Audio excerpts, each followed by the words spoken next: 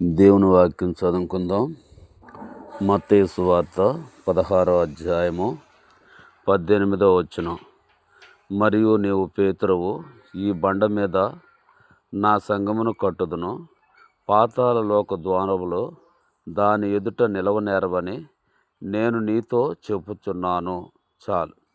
కాబట్టి యేసుక్రీస్తు ప్రభువారు ఫిలిప్పుదైన కైసరయ్యకు వచ్చినప్పుడు యేసు ప్రభువారు తన 12 మంది శిశువుల్ని మనుష్య కుమారుడు ఎవరని చెప్పుకుంటున్నారు అని వారిని అడిగినప్పుడు వారు ఏలియా అని కొందరు, ఎలీషా అని కొందరు, మోషే అని కొందరు, ఆ ప్రవక్తల శిశువులలో ఒకడుగా ఉన్నాడని కొందరు బాప్తిసమిచ్చు యోహాను అని చెప్తున్నారు బోధకుడా అని అంటారనమాట.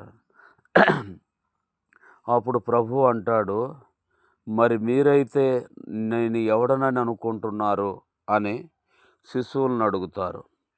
12 మందిలో 11 మంది కాముగుంటారు, గమ్మునుంటారు.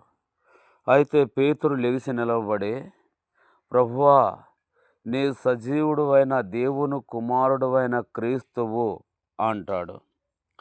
అప్పుడు ప్రభువు సీమోన్ని మెచ్చుకుంటాడు. సీమోన్ బరియోనా, నీవు ధన్యుడవు, పరలోకమందున్న నా తండ్రి నీకు ఈ సంగతులు బయలుపరిచాడు కానీ నరులు నీకు బయలుపరచలేదు.